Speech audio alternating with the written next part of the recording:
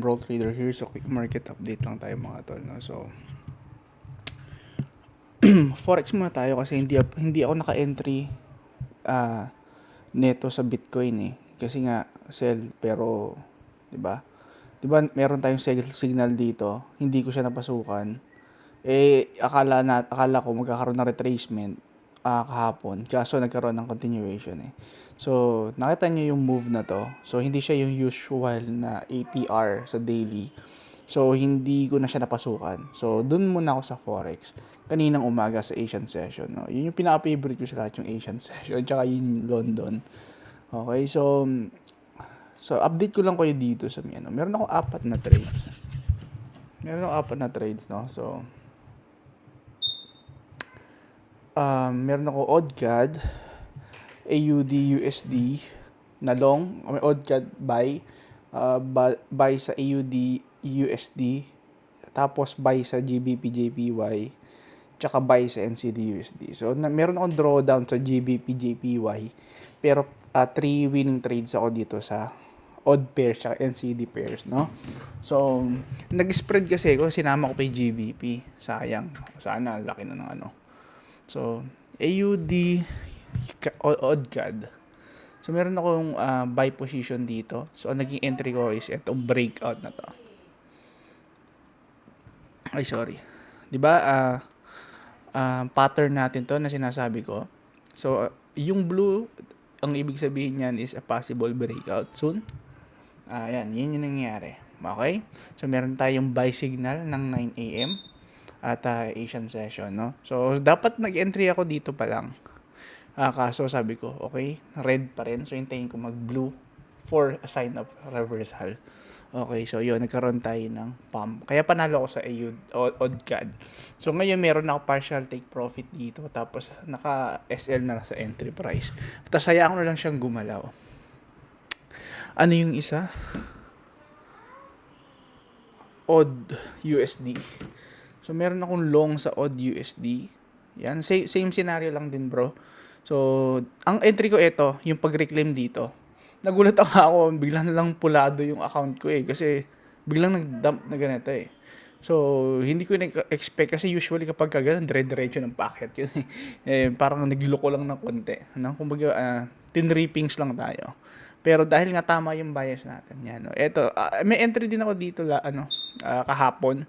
Malaki din naging profit ko dito. So, 2 days ng straight na profit tayo sa AUD USD. Malakas yung mga AUD tsaka NCD pairs kasi mataas yung gold. No, sumusunod dyan kasi mining yung AUD, yung Australia. No, so, yan, no. So, buy, bugs, no. So, meron tayong profit dito.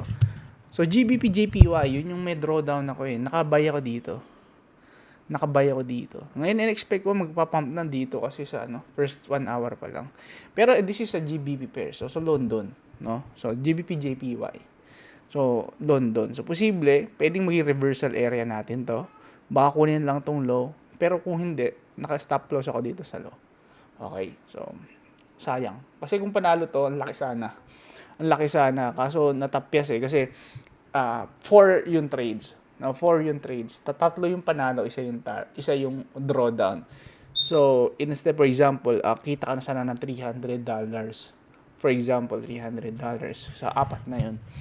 Pagka may isang drawdown doon, parang lumalabas na sa 140, 150 lang yung kita mo, no? Sayang, no? So 150, 180 ganyan, no? Kasi yun. Sayang, no? Nagloko pa GBP, JPY. Pero hindi pa totalo kasi ang stop loss mo yung low, di ba? Tingnan natin kung ano. Panalo ko dito kahapon GBP, JPY, nakalong ako dito. Di ba? Na-explain ko sa video kahapon. So, eto na lang. Continuation dapat to. Kasi hindi pa na-hit yung target natin, oh. Ang layo pa, no? Pero pag ito, nag-hit sa target, ang laki niyan, Brad. Ang laki niyan. Malaki tong GBP, JPY. So, 3 over 4. So, meron tayo isang talo. Ano isa? So, NCD, USD. Ayan, buy. Ayun, simple lang. Okay? Simple lang. Pag breakout dito, sabi ko, kasi, di ba, red. So, ano yung bullish pattern? Low. Nung kinuha na yung low, naghintay lang ako ng spike. O nakita na ako dito na engulfing, yun na yun, no? Target niya na high. Okay? So, panalo din, no? So, yun. Ganun lang siya kasimple. Na-target na ba yung ano? Hindi. This is intraday setup lang. Kasi, above ka na ng previous week high. So, intraday lang ito, Brad, no? Actually, pwede na ako mag-take profit pala dun. Kasi intraday lang yan, ha? Kasi, na-hit na yung target mo sa weekly. Actually, pwede ka na ito i-close.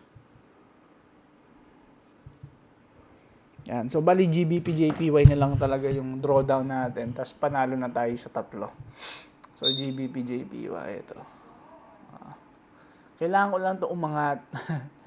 Okay, so, ang ganda sana ng setup na ito actually. Ganda sana ng setup na ito. Kasi sa weekly, bullish yun siya Kaso nga lang, nagbigay siya dito ng bearish siya pala. Okay, so, kung ito yung sign ng reversal. Kasi pwedeng itong sign ng reversal Ito kasi yung midday sa cycle. So, pwedeng ito yung sign of reversal. Okay, yung buy ko dito. Nung nakuha na natin to, posibleng ito na yung sign of reversal. So, kailangan ko lang ma-hit to para mapag-move on na tayo sa trade na to. No, kasi ito yung closure na talo tayo. Itong low na to. Alright? So, goods. Okay, good sana, no? Good sana. Pero pag nag-spike to, malaki-laki panalo natin yan. Kaso kung hindi, mga 180 to 200 lang panalo natin dito. Kasi medyo nalaki ako ng pusta dito sa GBP, JPY. Okay, yun. Yan lang kasimple, Brad. No? I-update ko lang. Ayan, isa. Ayan, hindi pala. Nasabi ko na NCD, USD. Okay, panalo tayo dito. Okay, tingnan natin ibang pairs, no? So, yung signal na yan, bibigay sa iyo yung signal na yan sa first 1 hour of the day. No? So, AUD, JPY, sayang, Ito, maganda rin sana to. Kaso, maximum of 4 lang talaga ako sa isang araw, kasi hinahati ko lang yung yung one lot ko sa 4 na pairs para, 'di ba? Para maliit yung risk. Hindi ko kaya mag-risk na malaki. Para na yan sa mga sa mga magagaling na trader, hindi naman tayo magaling, di ba? Buy. Ito sell to pero AUD JPY dito. Baka hindi natalo ako dito ata nung isang araw Baka nag-entry ba ako dito? Oo, stop loss ata ako dito or nag-cut ako ng maaga dito nung andito pa lang. Pero alam ko talo ako dito. Pero alam ko stop loss ko kasi dito. Tapos nag-cut na lang ako ng maaga kasi sabi ko, okay, nakabahay pala sa intraweek. Kasi hindi pa na-hit pala yung target sa intraweek. No? Di ba, intraweek buy? From here, na-target niya yung intraweek. Yun yung ganda, Brad, kung alam mo yung intraweek. Kasi yun talaga, dyan lang talaga naglalaro, Brad, yung price, intraweek. Okay, yun yung best na frequency ng trade. Intraweek, yun talaga. Kasi, kung gusto mo ng mga high return, low risk na trade, intraweek. Pero, ang entry mo ng intraday. Okay? Pero, intraweek siya ang target mo. Kumbaga, intraday yung stop loss mo, intraweek yung target mo. So, sobrang ganda niya, Brad. Tapos dito, dahil na-hit na niya yan, meron lang tayong continuation kasi kung ako magsisell, hindi dito sa momentum. So, hahit pa yan ng isa pang high. Kaya magkakaroon tayo ng intraday setup. Kasi hindi ko na to napasukan. Sabi ko, medyo alanganin na ako dito. Sayang, maganda sana. Napunta pa ako sa GBP, JPY. Okay, so that's alright, no? AUD, USD, meron, no? Hindi, may trade ako dyan AUD, NZD, kaso sell tayo dito Ayun, nag-drop na siya. Kaso wala akong trade dito Kasi 4 lang yung trades one lot lang ako, Brad, everyday. Yun lang yung maximum risk ko. Tapos hahatiin ko pa sa 4. One lot, Ganun lang siya. Ganun lang kaliit. Hindi ako nag-rest ng malaki. Hindi ako para doon, no? Sa iba na lang 'yon, sa mga pro, no? Hindi ako pro.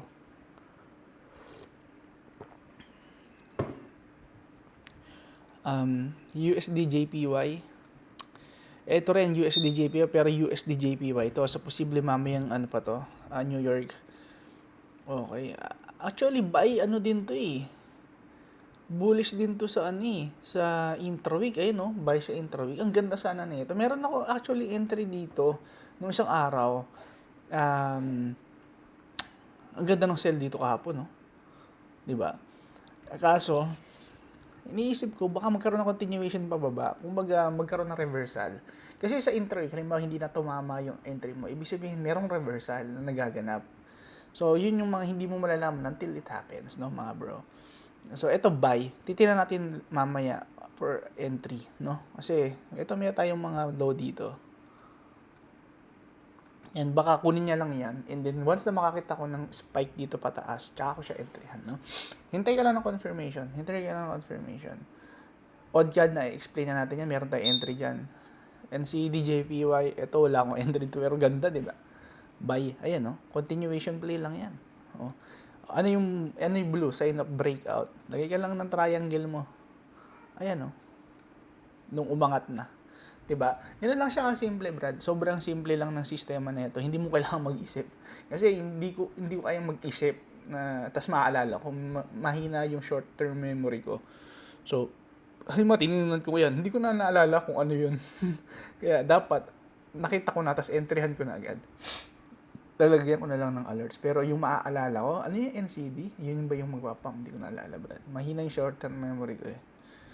NCD CAD. Ayan, no? Ganda, di ba? Ang ganda, no? Kaso kasi, 4 lang yung talagang kaya mong i-entryhan eh. Tapos, hatiin mo lang yung 1 lot doon. Okay na yun. NCD, USD. Ayan, no? Puro tama. di ba? Gano'ng kataas yung win rate nito simula na? Ayun, buy. di ba?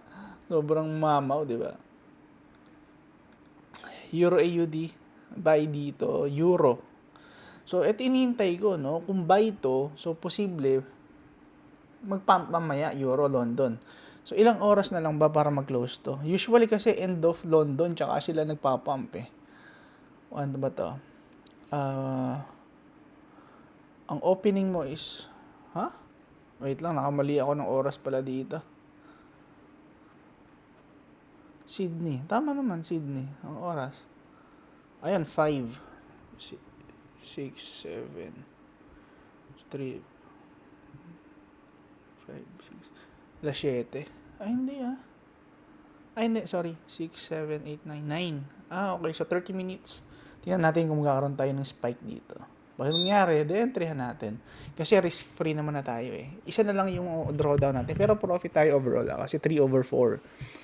So, pwede pa ako umentry. Sa London naman. Ganda dito. Nakita mo ito, buy. London. Boosh. Dito hihintay natin London. Euro eh, di ba? So, hintayin natin. Usually kasi nagpapump yan last 1 hour ng session eh. So, hindi. London din yung susunod na session yung susunod na 4 hours kasi mag-overlap yung London dyan, New York.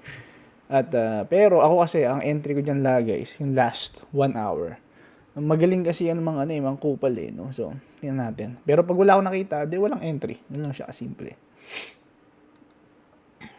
Eto, sell talaga to kasi malakas NCD. Nakita niyo puro long yung NCD. So, ibig sabihin, pag naligtad mo yun, talaga magiging short to. And sell yung binigay natin dito. And NZD pairs to So, Asia siya gagalaw. So, ano ibig sabihin ng red, ng blue? Breakout. Ayan Bush. Ganun lang kasimple. Ngayon, meron ng sense yung mga trend line mo, tsaka yung mga triangle mo. Kasi nga, meron kang sinusundan, meron uniformity. Pero wala kang uniformity, walang point yung mga triangle mo. Kasi pwede mo siyang i-plot kahit saan. Pwede mo rin siyang i-plot kahit na anong time frame. Pero ito, fixed. So ngayon, meron sense ngayon yung mo. Diba? Meron ibig sabihin. Okay. Sayang, no? So, sayang. Imagine mo kung gano'ng kataas yung win rate na ito, diba, Brad? Hindi sa pagbubuhat ng bangko, pinapakita ko sa inyo mismo. Wala akong pinapakita sa inyong result, pinapakita ko lang sa inyo yung proseso. So, wala kang dapat ikagalit sa akin kasi pinapakita ko lang sa inyo kung ano yung mismong ginagawa ng result, no? Ay, ng anong proseso, no? Hindi ko alam bakit may nagagalit sa akin for no reason, no? Wala man akong pinapakita, wala naman akong inihahype. Pinapakita ko lang naman proseso eh. Gusto ko lang din maka-inspire kung paano siya gawin nang hindi ka nang bobola ng ibang tao. Yan lang naman, di ba? Okay. GBP, JPY. Dito, ito yung entry ko. So, mukhang stop loss na tayo kay GBP, JPY kasi ito yung stop loss ko eh. Okay. Mukhang hindi talaga siya magbibigay ng So, posible na reversal to, no? Sa intra-week again is bullish. So, bullish tayo sa sa intra-week. Kaso hindi talaga ako binibigyan ng magandang spike dito. Kasi nag-green na expected ko talaga magpa-pump na siya. Kasi usually kapag ganyan, JPY pairs. Sayang. So, eto, nagsilbing reversal, no? Pwede kasi yon. Yung meron akong isang senaryong gano'n na kapag yung midday ng cycle is bullish, pwede siya mag-act as a as a reversal point. Ang problema kasi diyan, bullish sa intra-week eh. Bullish sa intra-week. Pero madalas talaga ang reversal day is day 2 ng midpoint ng cycle, no? Kasi hindi ko naman malalaman 'yun hangga't hindi mangyari di ba? So, sayang, no? Akala ko dito magpa-pump na. Sayang lang. Sayang. It's alright. Again, 3/4, no? So, explain ko sa inyo kung ano yung mga natin. Mahina kasi GBP pala, no? Kasi dito buy panalo tayo dito. Kasi ito sa low, no? So, posibleng mag-pump din to, no? GBP ulit bro, buy to pero GBP. So, hihintay pa lang tayo sa New York. Tingnan natin kung magkakaroon tayo ng spike dito. Meron ba tayong walang sasalo, no? Walang sasalo.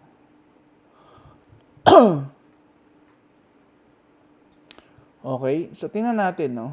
Pero walang sasalo dito, So, posible. Tingnan natin kung magkakaroon tayo ng pump dito, try ko mag-buy. Kasi nasa low ka na eh. So, wala nang pupuntan sa baba. Or, dalawa lang yan. It's either mag-retrace pataas or mag-dump palalo. Madali lang naman malaman yun eh. Magpa-spike yan kapag ka magre-reverse. Magre-retrace. Mag-spike yan. So, pwede kang maka-enter agad, no? So, talo tayo sa GBP, JPY, no? Again, hindi pa nahihit to. Pag nahit na tong stop loss, tsaka pa lang natin consider na talo, no? Pero, so nakikita ko mukhang talo. Again, 3/4 tayo mga tol, no? Meron talagang black sheep sa mga entry mo, eh. Eto, GBP AUD, gusto ko rin saan mag-long dito. Kailangan ko lang makakita ng reversal na price action. Pero mahina yung GBP, no? Hindi kasi yung AUD pairs pala to. Naka-GBP AUD. Ang quote price mo, quote currency mo is AUD. Kaya siya bumabagsak. Malakas kasi yung AUD and CD. Malakas yung gold eh. Yun yung reason. Kaya JPY, eto mamaya pa to. Mamaya pa tong tawag dito. Session, no? Okay, so mamaya pa tingnan natin. Dito medyo pangit yung mga hindi. Kasi meron tong intra-week. No, isa to sa mga hindi ko pa nagagawa. Gaya ng explanation ko hapon sa may video. Etong is based sa intraday. So wala pa yung intra-week. Kailangan ko kasi mag-override ng conditions doon. Yun yung hindi ko magawa. Kasi pagka ginawa ko yun, meron namang mga situations na sa intraday siya nagka-follow. So ngayon, pag inad ko kasi yun, medyo mahihirapan ako na i-identify. So kailangan ko pa ng more math, no? Kasi nakita mo dito, previous week is buy. So, ibig sabihin sa intra-week is target mo is previous week high. Nasa low ka na. So, nakasell ka na, hit na yung target mo sa sell. So, kailangan niya mag-switch. So, from sell, kasi na-target mo na yung intraday setup mo, kailangan mo mag-switch to buy. Kasi nga, ang intra-week mo is buy. So, dapat buy ako dito, buy din dito. Kaso, yun nga. No? So, hindi ko pa siya magawa. So, yun yung isa pang weakness ng na to. Kaya, so, dito buy, mamaya US session, target na natin previous week high. No? So, okay din to. Okay. Ano yung mga lows na pwede puntahan ito? Pwede niya itong puntahan. Okay? So, titingnan. Pero, siyempre, bago ka mag-entry, kailangan mo munang makita kung merong bullish pattern. So, magpapakita yan ng either blue, mamaya, or sa low. Dalawa lang yan. Low or Kasi meron ka ng bias eh. So, hindi mo na kailangan maghanap. So, kailangan mo lang maghintay ng pattern. No? So, hintay may closing ng 4. So, 9, 11, 12, 13, 14, alas 2. Madaling araw. Tulog ka muna. Kasi, hindi ka naman iiwan yan eh. Euro JPY. Ito yung ito pa rin yung problema ko, Brad. Ito yung problema ko sa intra-week. Kasi, intra-week is buy. Makikita mo dito sa taas. Intra-week is buy. dito may sell ka, pero hit na yung target mo. So, dapat mag-switch siya. Yun yung hindi ko talaga magawa, Brad. No? So, yun yung iniisip ko. Kasi pagka in-override ko yung conditions na yan, malilito yung ano ko malilito yung sa intraday ko So, pagka binata mo to, halimbawa ako, alam ko yung sistema ko, alam ko na agad, wait lang, kailangan ko na mag-switch. Pero, syempre, kung tatry mo siyang i-available sa public, kailangan absolute. Halimbawa, ganun, kailangan mag-absolute na ano na siya. Dapat non-repainting, no? So, yun yung hindi ko pa naayos. Again, ulitin ko, intra-week is buy. Tapos, na-target mo na yung intra-week low. Ayan, no? Tapos, sell. Intraday yun, na-target mo na yung previous day low. So, ngayon, kailangan niya mag-switch to buy, no? Sayang hindi ko siya maayos pa. Kaya siya umaano sa mga London pairs, no? GBP and CD. Ito, tama to kasi nasa Asia pairs Tama siya. Yung problema ko lang yung sa London, yung ibang London tsaka USD pairs. Yun yung medyo nakakalito kasi. Kasi ang galaw niya. Okay, so, di ba pagka Asia pairs, sila yung unang gagalaw. So, sila unang hihit ng target. Di ba? So, once na mahihit yung target, ang gagawin ng quote pair is try to retrace or try nilang mag-expand more.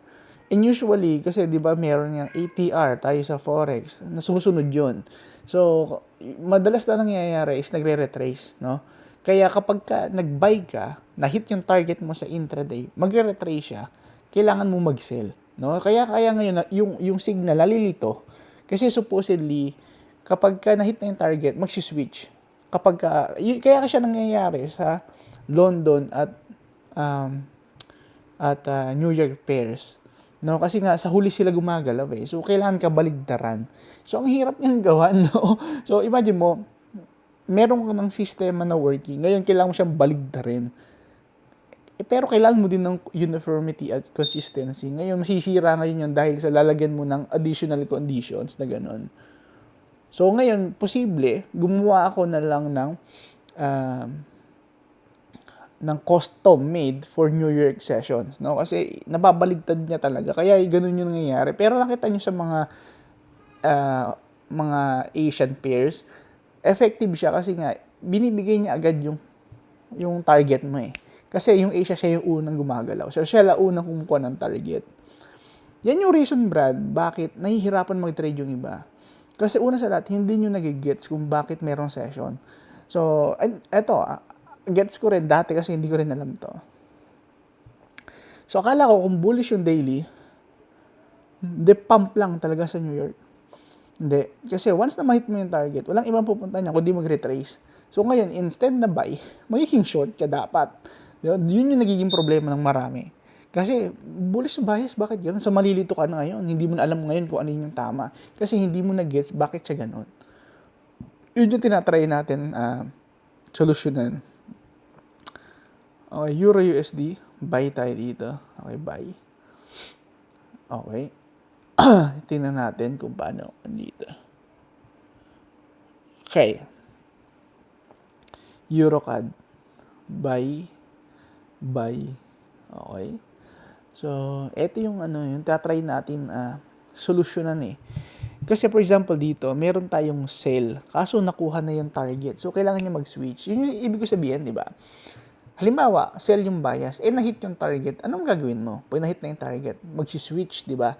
Ngayon, mag-switch lang yan kapag bullish tayo sa intra-week. Kasi kung bearish din, ibig sabihin, magkakaroon ng continuation.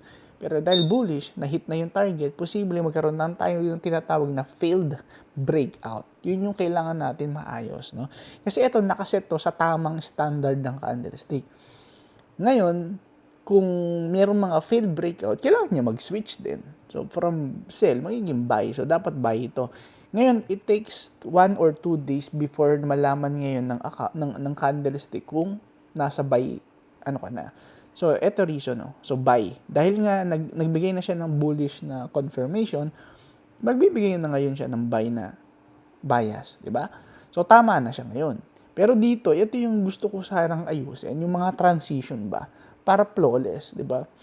Kasi alam natin konsepto Kailangan natin execution para natin gagawin yun. So, Euro JPY.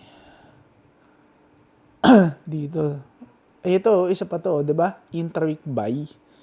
Pero intraday nalilito siya ngayon kasi dapat nag-switch na to kasi na-hit na yung target eh. No? So yun yung isa pa sa mga ano no. So i-document natin paano natin siya ano. Next week sigurado ayos yun na yan. No? Kasi magkakaroon ako ng free time this weekend. Maayos ko na yan. No? Okay, so good. Okay, Bitcoin muna tayo. Tingnan natin, Bitcoin. So Bitcoin, sell. May sell tayo dito. So mamaya titingnan natin. No, kaso nasa previous week low ka na, no? So medyo mahirap na 'to. ito yung sell, no? Hindi ko na-expect na ano, dapat mag-retrace muna yan, kaso hindi ko binigyan. Yun yung ayaw kay Bitcoin. Yun yung reason yung ba't ako Brad nag-add ng Forex eh. Kita mo 2 days straight na hit mo na yung target mo from high. 'Di ba reversal to? So supposedly medyo matagal-tagal bago mag-dump, 'di ba? Kinuha niya lang ng 2 days. Straight target mo previous week low. For reversal, reversal lang ibig sabihin na hindi siya yung normal continuation.